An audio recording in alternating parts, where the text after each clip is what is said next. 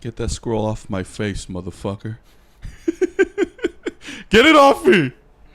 Won-Jin, how many squirrels are you keeping in here? This is terrifying. 900. They're all looking at me through the window and saying, we want to be friends with you. Ladies and gentlemen, this is JoeJinMovieSoAwesome. I'm Joe. I'm Won-Jin. Today we are going to talk about Penguin Season 1, Episode 2, HBO. Full spoilers for this movie and every Batman movie ever was. What's up, ZZ? You have been warned. Here we go. Won-Jin, I want to go first again this time. Okay.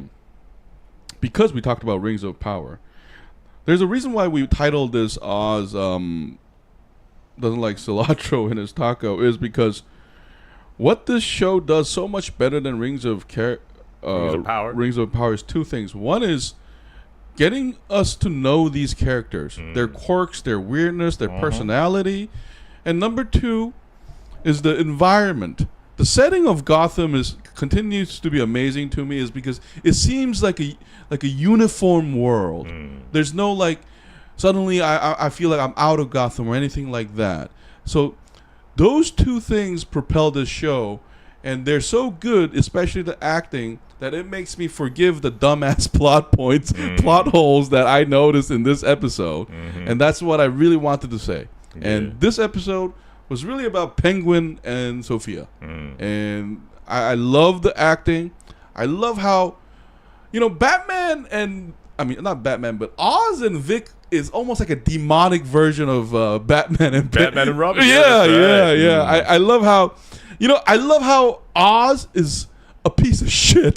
Like, he's so despicable. Yeah, he made Victor get inside the grave. Next to those dead bodies. Yeah, plans change, pal. And then the writing is really good, where every line is just loaded with like danger. Like, remember how it reminded me a lot of Sopranos too, because Oz is like, hey, so I used to be a driver, and then like, oh, so Vicky's like, what happened to that guy? Oh, he died a couple months later. Like the casual violence. So and again, like the first episode, what this episode does well is, Won-Jin, you mentioned privately how Oz is he has the best tongue in the world. Like, he can get away with it, right? He manages to slip out of these very, very dangerous and tight situations. And that's exactly the point. Like, I like how from episode 1 to 2, that tension continues. Like, we're never sure if Oz is safe. Yeah. And part of the joy of us, I'm sorry to the Maroni gangs, okay? You guys didn't deserve that. And they're interesting too, by the way. We're going to talk about it. But I like how it keeps the tension going. And that was the best part for me about this episode. That's right. Who is looking... Hey, what's up, Walker? The Penguin villain from Batman, do you think he's evil as the Joker? We'll have to talk about the nature of evil there. Who is looking to you through the window? Your squirrel friends? Yes, Won-Jin has an army of squirrels looking at me through the window. They're floating in a jetpack right now. But you know how that, like, I don't want to be friends with you, but someone continues to argue that we are friends. That's what's going on here. The squirrels are saying they're my friend, and they're not giving me a choice of refusal, which is kind of weird. But anyway, guys, are you guys gonna talk about Joker as well? I watched Joker with Joker. I haven't watched it yet. I'm so sorry. Won-Jin has, so I'm definitely gonna watch it by next Saturday. So that's when we're gonna talk about it. But anyway, sorry to drone on, Won-Jin. Yeah, but again, the best thing about the Penguin so far is enjoying the acting of Colin Farrell. It basically makes me forget that this is Colin Farrell, and he's so good at depicting this gangster. I'm just keep thinking to myself, what? We would have been so sorry to see him not get his own show after his performance in the Batman movie. And I love how he manages to, again, slip out of these very, very tight situations. And I love the pacing of the episode, too. Because, even in episode 1, there has been a lot of things going on. Right. And there are a lot of these, like, these hoops that the Penguin must like jump through, and the show doesn't really waste time on him jumping through every single one of these, like hoop hoop hoop hoop hoop hoop. So even in this episode, we see the Penguin managing to save his ass in like three, maybe four different occasions. It reminded me a lot of like Christopher Nolan style editing. I think it's the editing because I mean it's 1 hour, but it goes by fast because of that pacing and the editing is done well. Because if you really think about it, some dumb shit. Yeah. Like why didn't Sofia take that Maroni capo somewhere else? Why does it have to be the basement here? And like if you start thinking about it, it doesn't make sense. But it doesn't matter because the pacing and the tension and the acting is so great. Another thing that makes me feel that the pacing was right is the fact that after watching these 2 episodes, I think there were more episodes, but I'm surprised that these were all just 2 episodes. To me, it kind of feels like we're on episode 4 or something. So it means it was very efficiently packed. So yeah, that's a good thing. And it kind of makes me overlook those like dumb plot holes like you just mentioned. Yeah. Because they were definitely dumb. But the acting really saved it for me. Another thing that was great was that it's a hard R. I like the fact that it's actually rated R show. Yeah. Because when Penguin killed Evron, was it? Ervad? Yeah, Ervad. Like, it caught me off guard because of the pacing, I think. Because, like, Vic is calling, I don't know what to do. And then the camera closes in on Oz's eyes. He's looking around. And then he's like, plans change. Like that's definitely like a villain thing. Yeah. Like, I like how casually he just is ready to turn on the vicious psychopath. Because remember, this show started with him killing somebody for laughing at him. And you could tell that he wasn't thinking things through because that's your boss. Like, and so here, it is kind of psychotic in a way. And I think the scary part is, I love how Vic is noticing that now. Like, he's definitely feeling, because remember when that cam girl asked Vic, like, I thought that actor did a great job of, like, on the one hand, he definitely admires Penguin. But the other hand, I think he's also very, very afraid of him. Yeah. Remember that landlord saying "be careful" in Spanish? That was loaded. That was a loaded term. Like, meaning, you sure you know who you're around with? So, I think that's a great character development, especially when it comes to Victor, because now I'm curious where he's gonna go. Because Penguin himself said in this episode, maybe you're not cut out for this. So I'm wondering, is it gonna fold like a cheap chair, or is he gonna punch through this and transform into someone else? So that's what I'm curious about. No, but you know, that grave scene made me worry a lot about everybody around Oz, because you know, one of the great thing about this show is how casual scary thing is done. You remember how Oz said, "Hey, Castillo, no bad blood, right?" He saves him, and then he later just casually puts the knife. Yeah.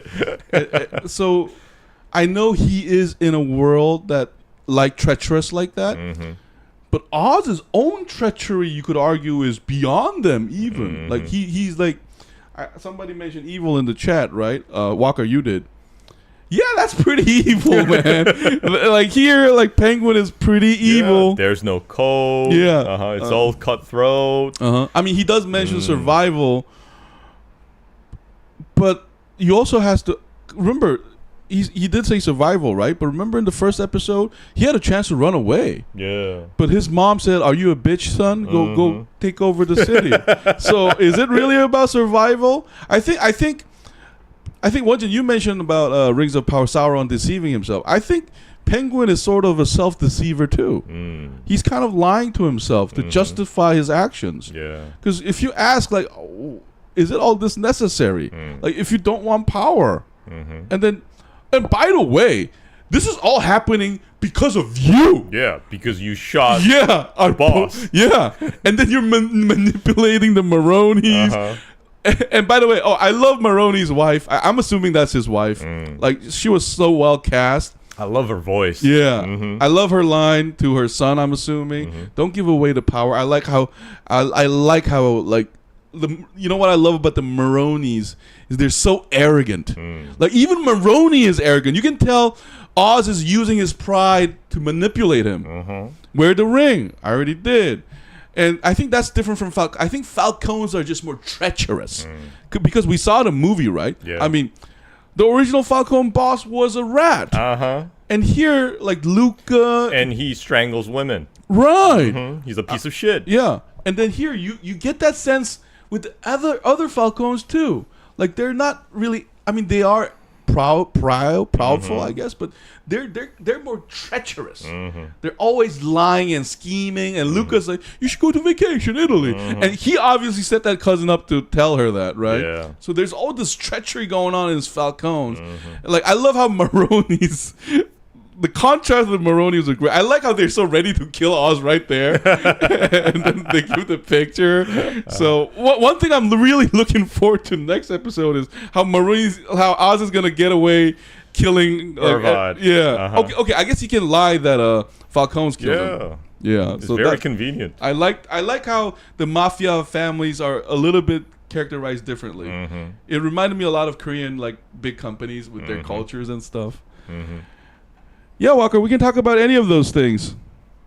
Says he, I still like Sofia the most. I think she's actually more sane than they give her credit. Oh, I actually disagree, Zedzi. I mean, I like her as a character too, but I think she's completely insane. Like, what do you think, Won-Jin? I think she is hiding some even more darker stuff because of the psychiatrist thing. And I also love that glimpse of her, like this paranoia of like people talking about her, and then she just grabs that food and shoves it in her mouth. I think that's also like a stress reaction. Yeah, that's a defensive reaction. Yeah, that's a anxiety going down. And we know from season 1, I mean, she shot a teenager in the head. Right. We know that she's capable of some crazy shit. Yeah. And we haven't seen it yet. And remember, her nickname is the Hangman. Yeah. We're not exactly like certain why she's called the Hangman yet.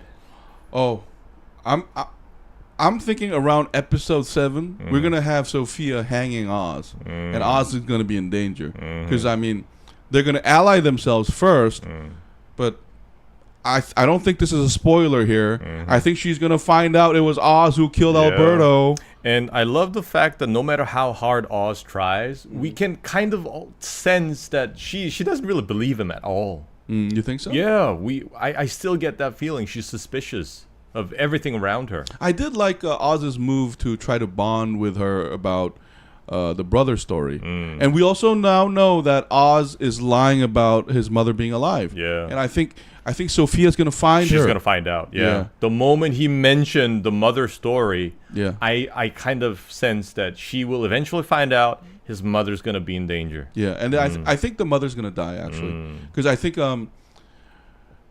given the violence I saw, Won-Jin, I definitely think the violence is not going to de-escalate. It's going to escalate. That's right. Because it's only going to get bloodier. And then you mentioned Hangman so well.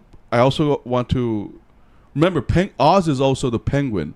And remember how Johnny Vitale calls him Penguin, and you can tell he's not happy with the nickname? I think there's going to be a moment, I hope there is, in this season, where he embraces that name, and that's going to be the moment where we see him do the most horrific shits.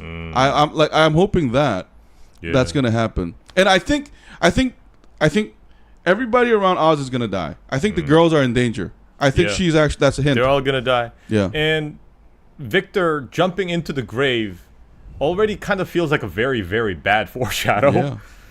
I think the turning point for Oz turning into Penguin will be either his prostitute girlfriend dying or his mother dying, something like that. And it kind of makes sense because I think that's going to also give us like maybe like a message that, I mean, his grab for power came at a great cost. Or Oz is going to kill his mother himself. Something Tony could never do in Sopranos. Because I'm getting this hint that, remember in this episode, there was a very hurtful line by the mother. If you're nothing, what am I? I was like, what a narcissistic thing to say. Like, so I'm assuming Oz's two normal, like, brothers were normal. what I mean by that is they didn't have disability. They were good looking. Because we get a flashback of Oz here, right? He's like younger and he's chubby. So I'm thinking the mother is going to say something like, your brothers were always better than you or something. And then Oz is going to have to face his own demons.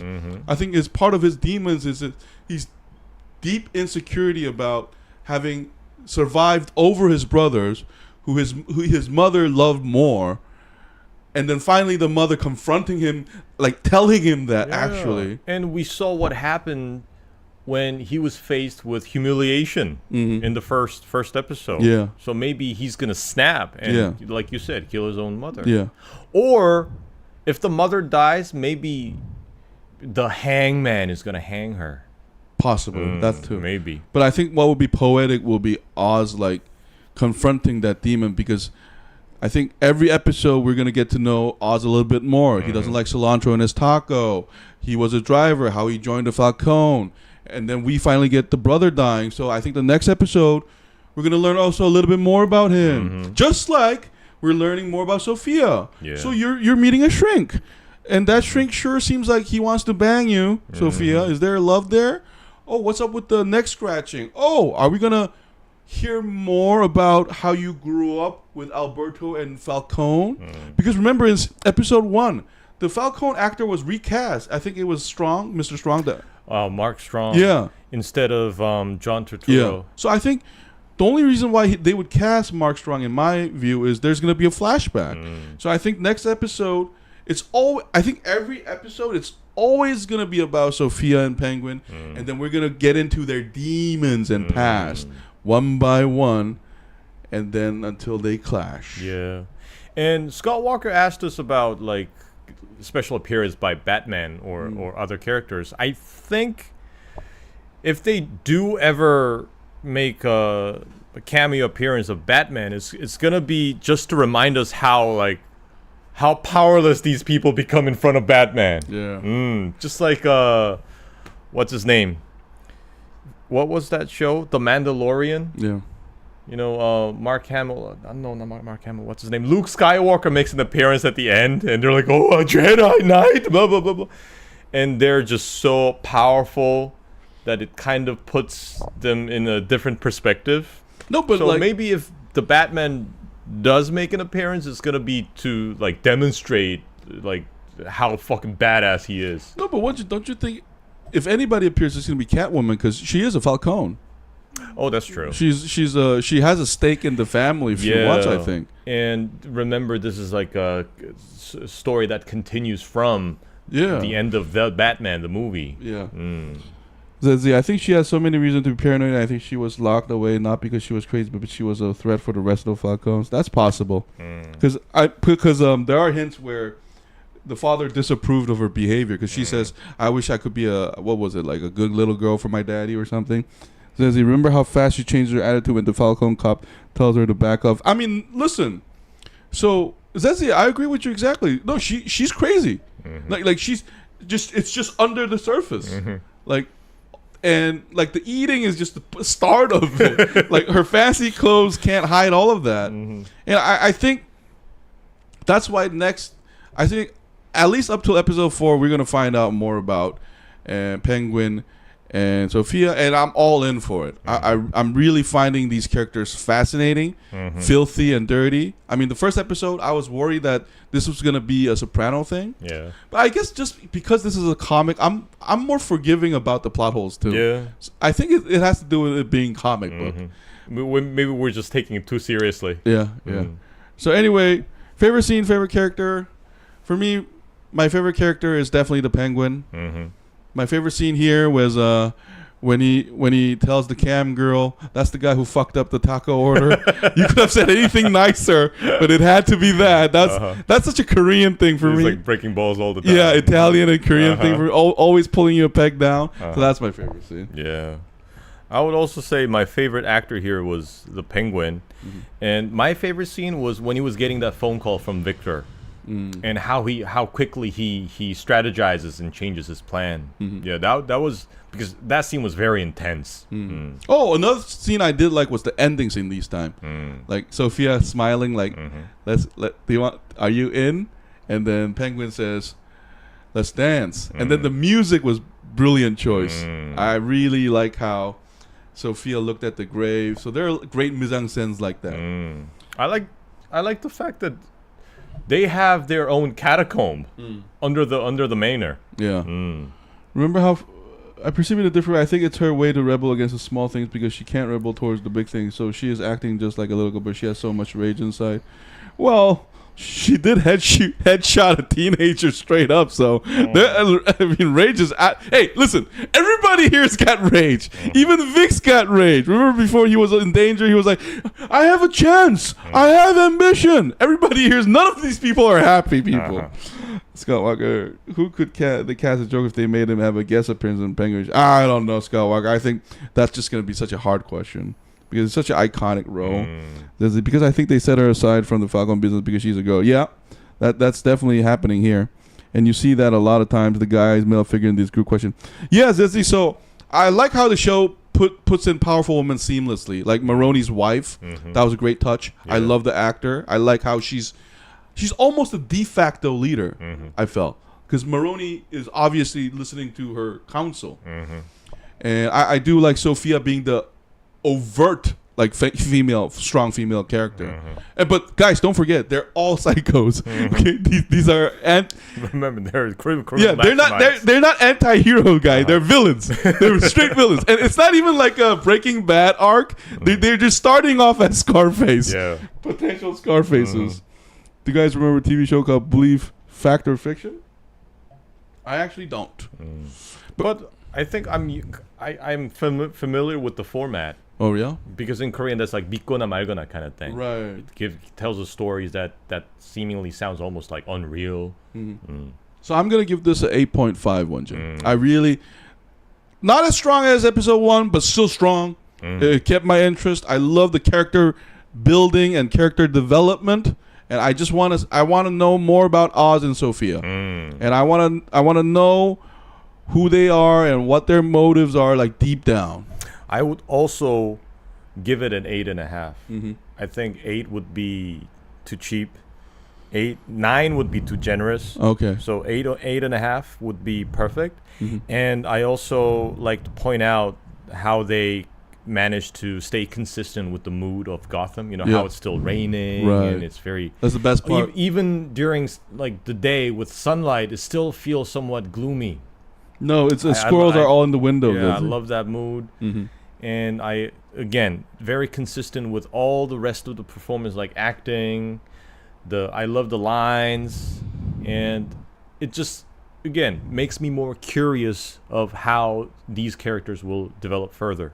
Definitely. So I can't wait to see the next episode. Yeah. Walker, no, but they already cast Catwoman in this universe, Walker. Yeah, it's Lenny Kravitz's daughter. Yeah. Zoe Kravitz. Yeah, I thought she did a great job. So JoeJinMovieSoAwesome gives this an 8.5, guys. Thank you so much for tuning in. We're going to take a short break and we'll come back with a Let's Talk session. And we're going to title it with one of your suggestions, Walker, so hang tight. This has been JoeJinMovieSoAwesome. I'm Joe. I'm Won-Jin. We'll see you in a bit. Right back. No, that's not a squirrel behind me, Zezzy. They're eating my foot nails. They're eating my nails now. Like Won-Jin trains them to eat my nails to put me in my place. Shot break to chase the No. The squirrels are chasing me. There's nothing. It's gonna be real scary.